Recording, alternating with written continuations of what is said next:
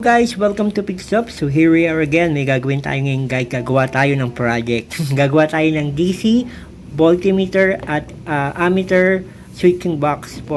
Ito po yung ating mga kailangan po today. Kailangan po natin ng wire. Ito pong banana socket test probe po natin na female. Dalawang ilaw po at dalawang resistor na 2.5 at DC female socket po para po sa ating 12 volts at ito pong ating LCD voltage with ammeter po, switch. Ito po yung junction box na pang CCTV. Binutas ko na po para dire-diretso na po yung ating pag-video mamaya. So ito po yung gagawin nating project. Ito po yung gagawin po natin pag tayo po ay mag-test po ng mga voltage sa ating GPU o sa anumang unit. Makikita na po natin ngayon kung ano po yung voltage po ng na ini-inject ko at ano po yung kanyang amperahe na pumapasok po doon. Okay guys, so let's go guys.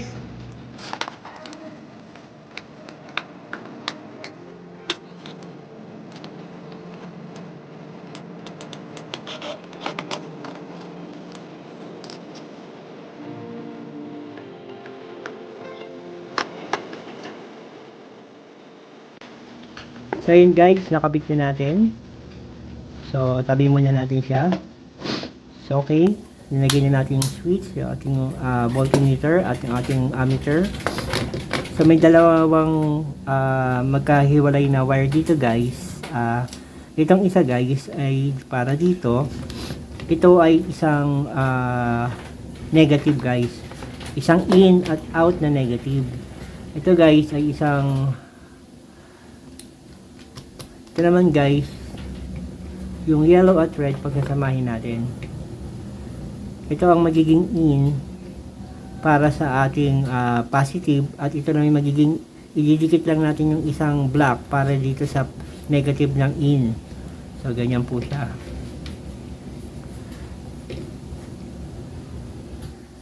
Kukuha tayo guys ng wire para sa ating gagawing positive. Ito guys.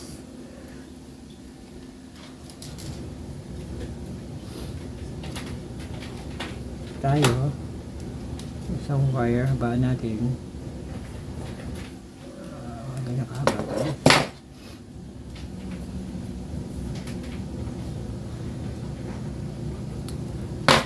Yan, dugtong natin dito guys.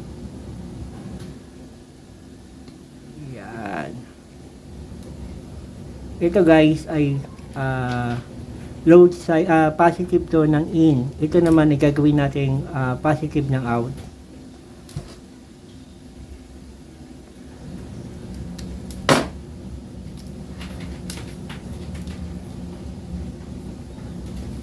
Ito yung positive nating in at negative nating in. Ito naman yung positive nating out at negative na out. So gawin natin guys, itong isang positive natin na pa-out, ilagay natin dito sa switch. Ayan guys, dito natin ilagay sa switch.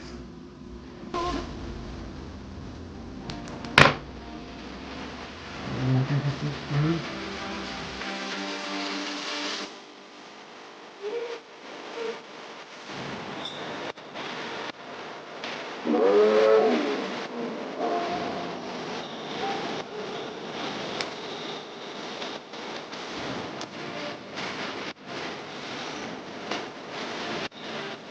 Yan guys, ito yung ating negative at positive na in at ito yung ating negative na out. Naka-ready na at gawa tayo dito ng positive naman na pa-out.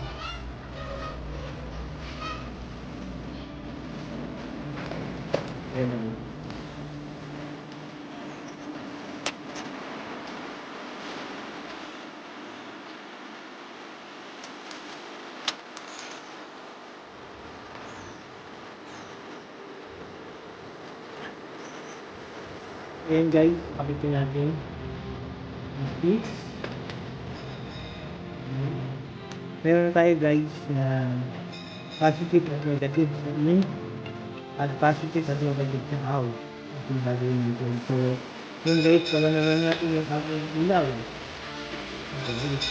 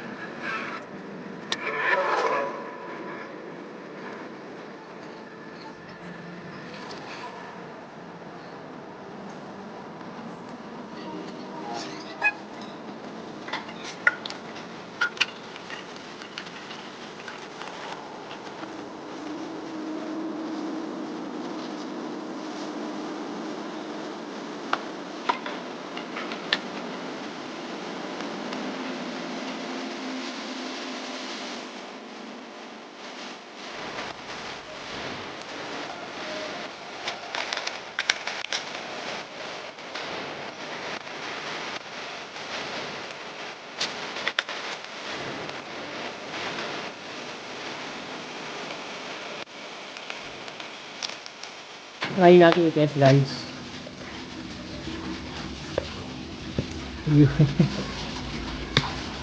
So ito yung umiilaw. So kailangan natin gawa ng paraan. So 12.9, 12 volts. So test pa lang yan guys, wala pang amperahe kasi wala pang load. So hindi umiilaw to, dapat iilaw yan guys. Saka bakit hindi siya namamatay? Guys, tanggalin natin. Guys, tanggalin natin to guys.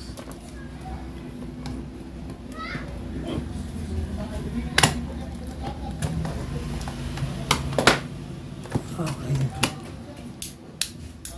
Ay, sira din siya.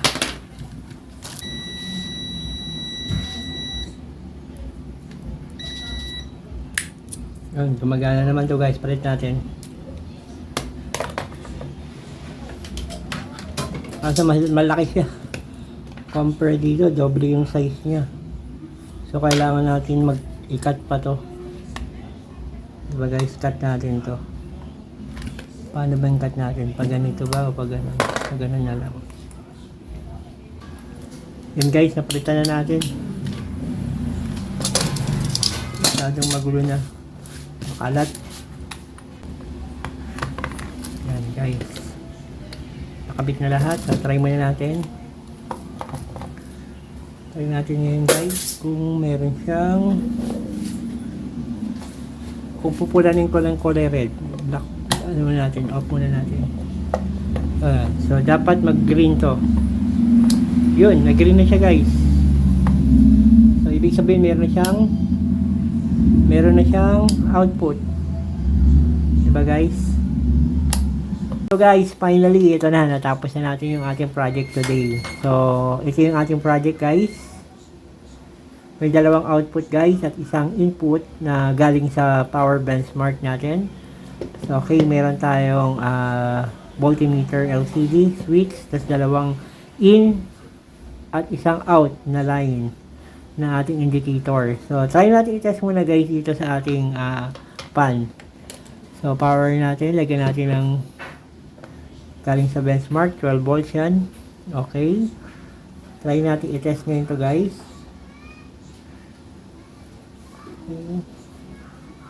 Yun.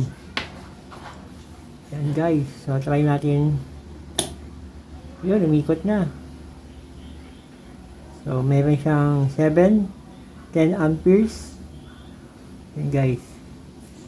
So try naman natin i-test guys sa charger. Try natin sa charger ng cellphone. Yan guys. Okay. Gawa tayo ng ito, charge pa siya ito guys. Okay, gawin natin to. Lagyan natin sa 5 volts lang, 5 volts lang gawin natin dahil 5 volts naman ng charger. Yan, 5.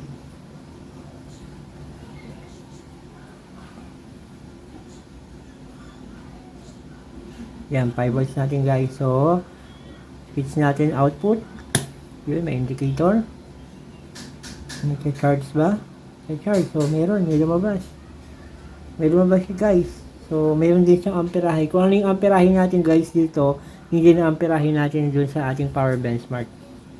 So, yun guys. Nag-charge na siya. So, that's it guys. Thank you for watching. God bless. Bye-bye you.